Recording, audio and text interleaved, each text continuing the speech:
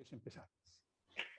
Bueno, hola, buenas noches. Un placer estar en contacto con Carlos, Buenas noches. y también a Daniel Solís, a Romina Modelo y varios otros que vi ahí en la lista.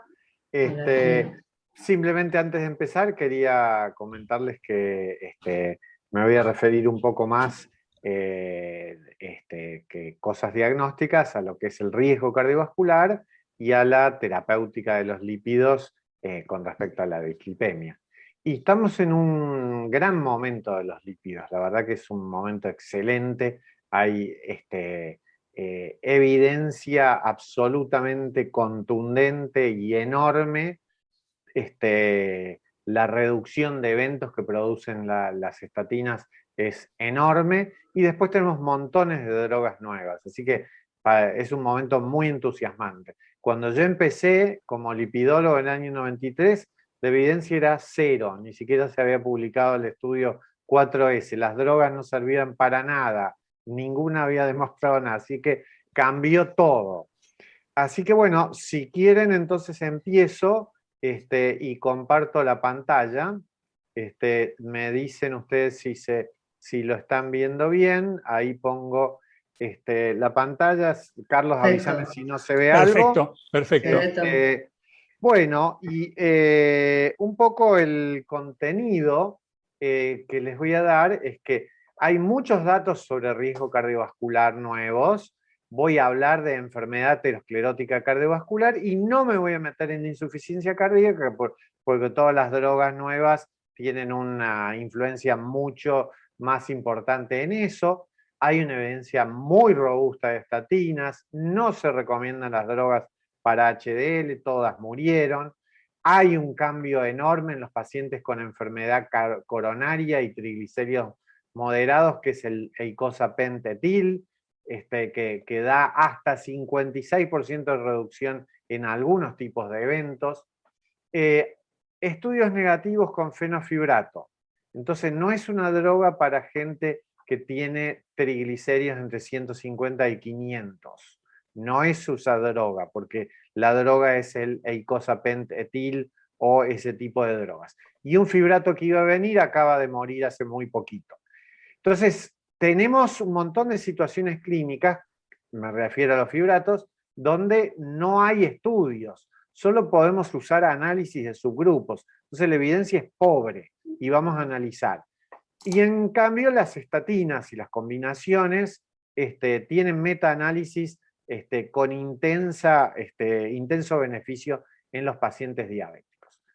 Nuestra región está bastante mal, para el 2030 va a subir mucho, quizás los asiáticos están un poquito peores, y en Argentina tenemos en el estudio CESCAS, que es nuestro Framingham, que lo conduce Rubinstein, el exministro, tiene dos ciudades en Argentina que tienen un grupo grande de mapuches en Argentina dos ciudades, que es Marco Paz y Bariloche, pero estas dos ciudades, Bariloche y Temuco, tienen mucha población autóctona, ¿no? Mapuche.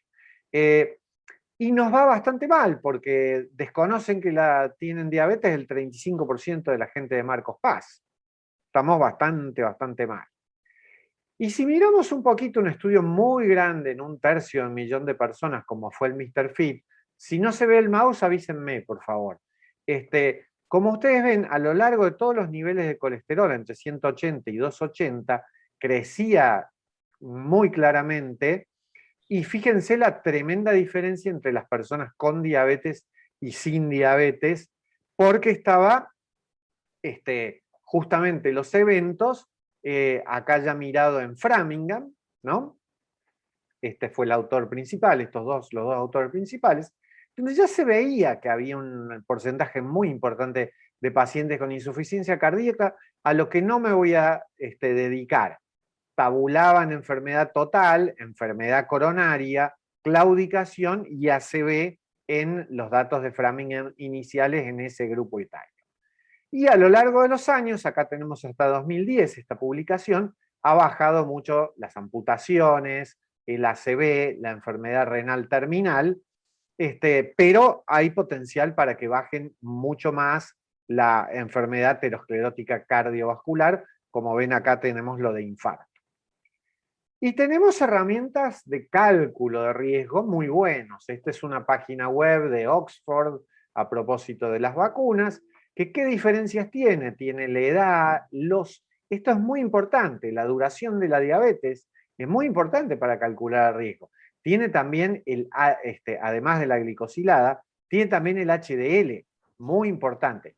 Y como ven en este paciente que calcula el riesgo, tiene una tasa de 33% a 10 años, un paciente de muy alto riesgo. Vamos a ver que hay algunos que tienen peor todavía, ¿no? Pero fíjense en este de 62 años, 11 años de diabetes, 8,3, 145, 5,8, esto multiplicado por 38 me da 240 de colesterol total, HDL bajo, 33, y estas otras cosas, y riesgo muy, muy alto. Pero los datos más importantes fueron los de un país que quizás muy diferente a nosotros, fueron los datos suecos. Este es un estudio caso control de, creo que es 1/3 de personas con diabetes versus controles. Y entonces, ¿qué tabulaban? Miremos este lado, exceso de riesgo de infarto, ¿sí? En relación a la población control. Estudio caso control, diabético versus no diabético. En el grupo de gente que no tenía factores de riesgo, fíjense el hazard ratio, menor que un paciente normal. E inclusive 0,91, y fíjense lo que pasa en los que tienen más de 5 factores de riesgo. Los factores de riesgo serán los clásicos, ¿no? Fumar, HDL, presión, etcétera, etcétera. Y fíjense acá abajo, no sé si se ve bien el mouse, casi 7,7 veces más riesgo en los que tienen 5 factores de riesgo del grupo etario menos de 55, un poco diferente en los más ancianos, o han tenido ya. Entonces, esto es una excelente manera para calcular el riesgo de infarto de miocardio en los diabéticos. ¿Y por qué? ¿Por qué se daba? Porque justamente estos que tienen 5 factores de riesgo en este estudio caso control sueco, lo que aumentaba en relación a los que no tenían factores de riesgo, lo que aumentaba claramente era los problemas del sistema circulatorio. Y en una publicación con respecto a las drogas nuevas, se tabuló, tratando de encontrar los pacientes de más alto riesgo, se tabuló que los pacientes con enfermedad aterosclerótica cardiovascular, que es esta sigla, más diabetes, pueden tener hasta 38% de probabilidades de evento en los siguientes 10 años, lo cual es muy, muy alto. Y la Asociación de Endocrinología Americana los metió ya en una categoría de riesgo cardiovascular extremo, cuando tienen enfermedad aterosclerótica cardiovascular más diabetes, ¿sí? Es un grupo con riesgo extremo, con metas muy agresivas. Bueno, ¿y cómo andamos en nuestro Framingham, ¿no? Con dislipemia muy alta en esas 4 ciudades de Uruguay, Chile y Argentina, HDL bajo, esto es bastante común porque es común a todos los pueblos originarios a lo largo de toda Latinoamérica, parecido a México, que es porque tiene mucho mapuche de Bariloche y de Temuco, Temuco es donde vivió el premio Nobel chileno, y ahí hay mucho mapuche, triglicérido también bastante alto, como lo ven ahí. Y en el estudio UKPDS se vio que había curvas dosis-respuesta en relación a los valores de LDL, lo mismo pero inverso para el HDL y lo mismo para triglicéridos, y vamos a ver esto con un poco más de detalle. Miremos los trastornos que se producen en las lipoproteínas, porque cuando hay resistencia a la insulina o cuando no hay una activación adecuada de la lipoproteína lipasa, van a ver en esta animación cómo el hígado produce VLDL, comparte alguna de las apoproteínas y ayuda a que la ApoC2 reconoce a la lipoproteína lipasa, pero esto está poco activado en el diabético. Entonces, no se produce esto que estamos viendo, que es la salida de triglicéridos y la formación de un LDL que casi ya no tiene contenido en triglicéridos, sino preponderantemente LDL. Esto después se recicla, no vamos a detenernos. Y acá está en la vieja clasificación de la OMS o de Fredrickson, en las dos puntas, la tipo 1, tenemos la proboleta que se comió el señor, pero solo que está ahí 12 horas después, kilomicrones, ¿no? Porque hay déficit. Y entonces 12 horas después tenemos la grasa de la proboleta que se comió, y lo mismo en la tipo 5, que es esta, pero que además tiene suero lechoso. Esta es la tipo 2A, y estas tienen remanentes o otras partículas de las VLDL, que por eso se ve el suero opalescente y no transparente como en esta que era solo por LDL. Acá hay una clasificación, de acuerdo a los triglicéridos en milimoles, hay que multiplicarlo por 88, o sea que este valor de 2 sería 200, y esta es la distribución que se encuentra, ¿no? Generalmente hasta 150 o 100 es lo normal, y este grupo de gente es el grupo de gente que vamos a tratar, porque estos otros que ya tienen valores muy extremos, acuérdense, acá estamos hablando ya casi de 1000, estos tienen algunas alteraciones monogénicas, estas otras poligénicas, pero la gran mayoría van a ser secundarias en los diabéticos por déficit en la catabolización, porque siguen circulando, no son degradados adecuadamente. Pero una manera muy buena para calcular el riesgo es calcular el no HDL. Acá tenemos partículas y tenemos el contenido de colesterol en amarillo y triglicéridos, y acá tenemos, estos son los HDL, el LDL, los intermedios y los remanentes de kilomicrones, el que le mostraba bromeándole que era la proboleta, solo que 12 horas después de haberla comido seguía en la sangre. Y si miramos, cuando medimos LDL, miramos todo esto. Y cuando medimos HDL, esto. Y cuando calculamos el no HDL, estamos midiendo todo esto que vemos acá, el colesterol de los remanentes, de VLDL, de los intermedios y el LDL, y al colesterol total le estamos restando el HDL. Y esto es meta en la gran mayoría de las recomendaciones, sobre todo para aquellos pacientes que tienen triglicéridos un poquito alterados. Y también en el estudio Copenhagen vieron lo que sucede. Fíjense, acá tenemos niveles progresivos de gente con triglicéridos, ¿no? Menos de 90 hasta 176, y acá ya más de 4,43 de triglicéridos. ¿Qué es lo que sucede? Como ustedes ven, el HDL va bajando a medida que suben los triglicéridos, intercambia contenido del HDL con los triglicéridos y se pierde a nivel renal HDL y entonces va bajando. ¿Qué es lo que vemos acá? A medida que aumentan los triglicéridos, el HDL va a bajar. Con el LDL se mantiene más o menos estable, pero fíjense lo que pasa con los remanentes, los rojos. Va creciendo. Y fíjense en un señor que tiene 250 de colesterol total, tiene prácticamente 75 miligramos de colesterol de remanentes. Quizás un poquito menos que el LDL. Y eso hay que tratarlo, es muy importante tratarlo con buen control glucémico, peso y además con buen control y el ejercicio.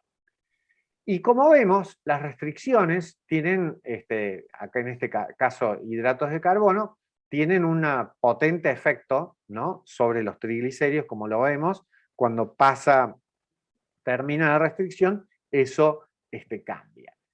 Hay un término que se llama el riesgo residual cardiovascular, esto es de Ridker, ¿se acuerdan? El autor del estudio Júpiter, y él lo catalogó todas estas categorías, pero queremos concentrarnos en el grupo de pacientes que tienen triglicéridos más de 200 y menos de 500, y HDL menos de 40. Voy a hablar del estudio REDUCIT, pero el estudio Prominent acaba de morir. Era un fibrato que iba a llegar y ese acaba de morir y entonces no está.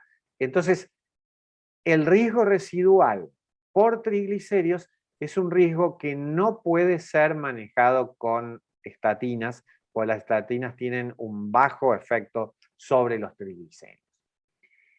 Entonces, repitiéndole, en ese grupo de pacientes vamos a tener que usar fibratos cuando sean más de 500 los triglicéridos para evitar el tema de la pancreatitis, y el uso del eicosapent-etil en la gente con triglicéridos moderados.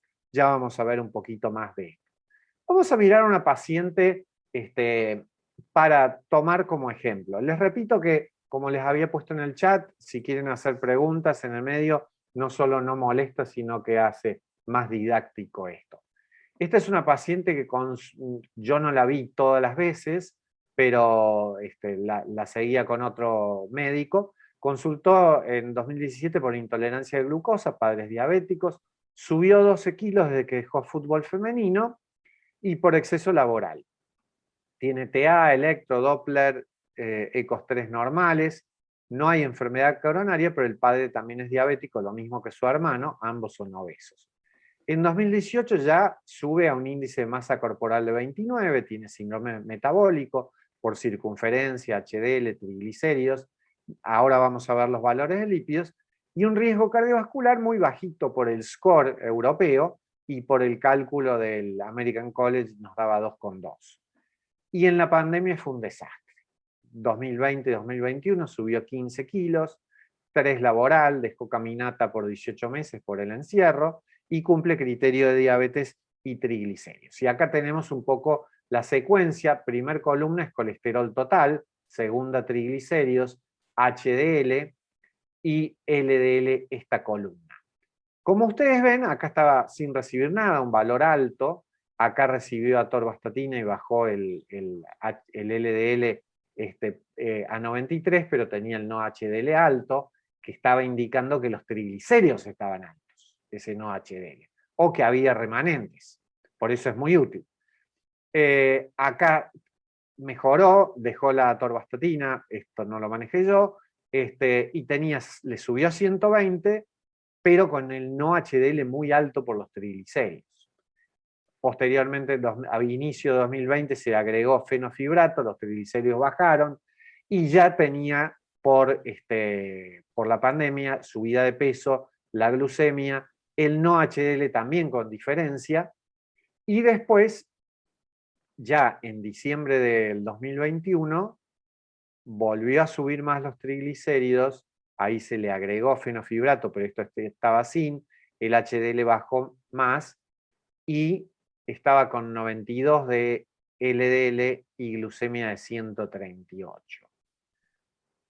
Obviamente totalmente fuera de metas, porque ya estaba con criterio diabético, y de diabetes las metas que se definen son mucho más bajas que eso, y sobre todo el no HDL totalmente fuera de metas, como pueden ver. No sé qué me pasó, que no pasa ahí, la siguiente.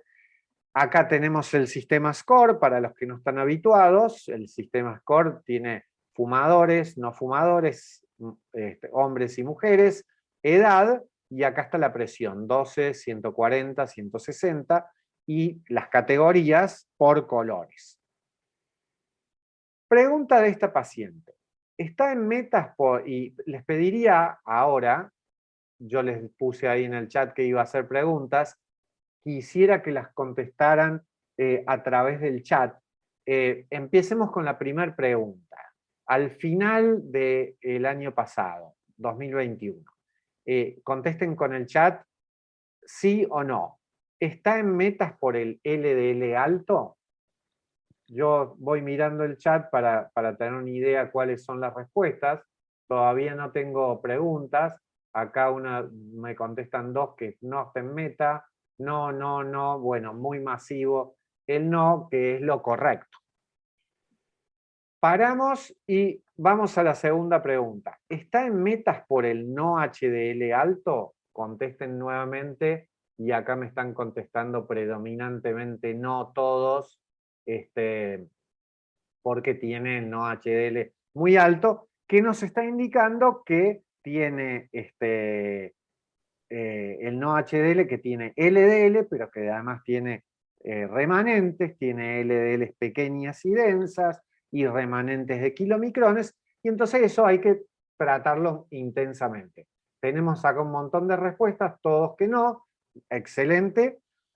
Entonces, ahora la pregunta, para que después descuarticemos esta respuesta: ¿está indicado el tratamiento con fenofibrato en esta paciente en la última evolución de, si quieren vuelvo para atrás, la última evolución estaba sin fenofibrato, tenía 2,47 de triglicéridos, los que le estoy marcando, HDL 38, y vamos entonces a la pregunta, y les pediría que contesten si para ustedes si está indicado el tratamiento con fenofibrato.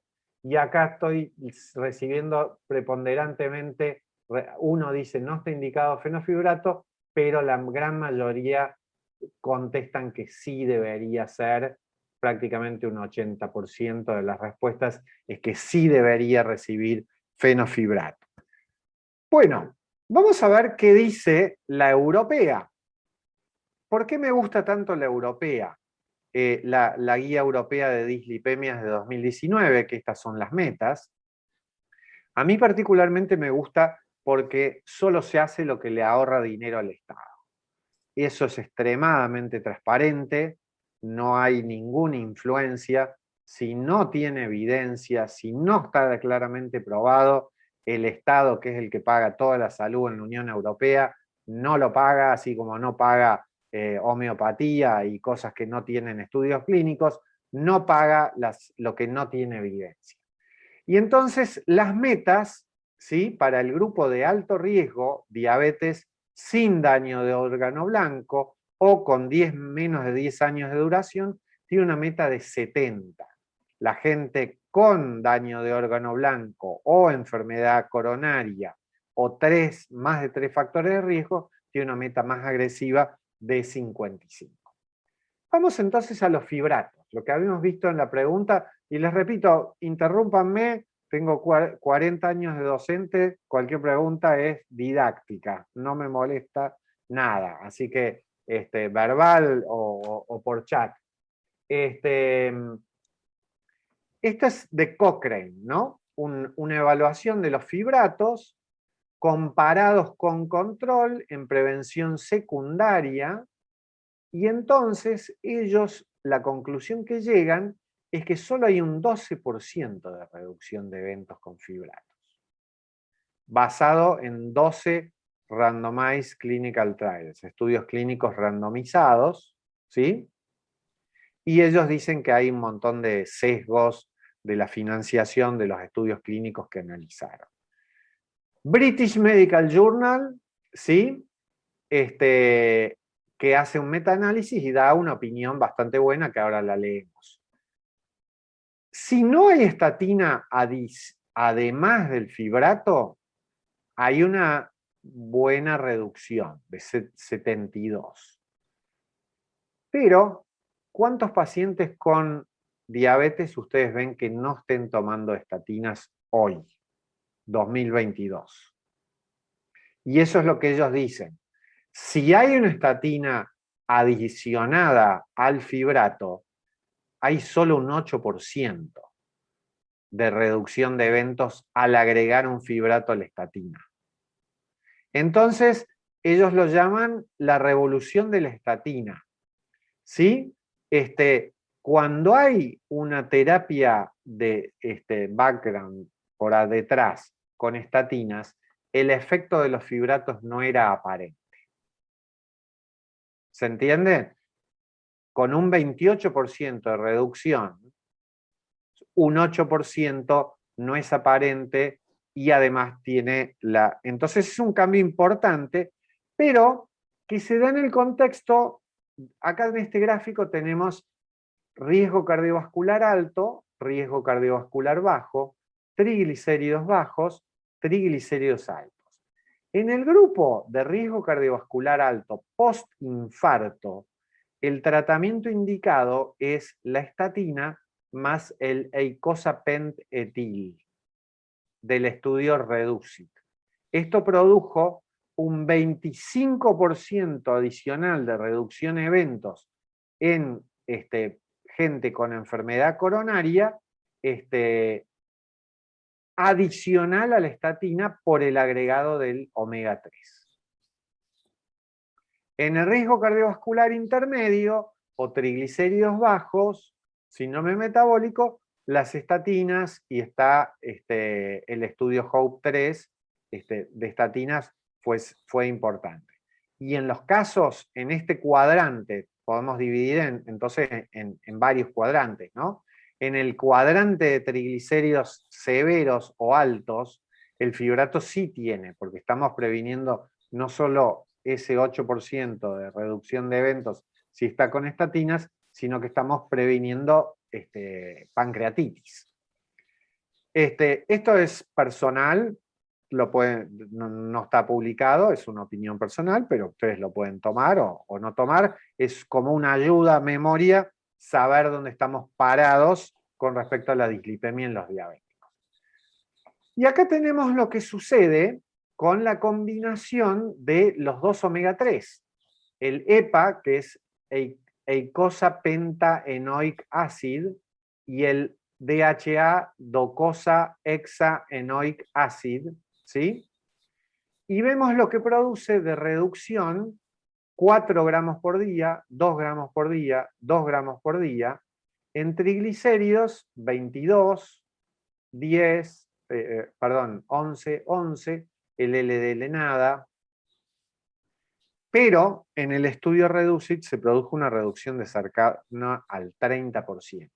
Y acá tenemos las curvas de eventos en el estudio REDUCIT, que ustedes ven un 25% de reducción de eventos.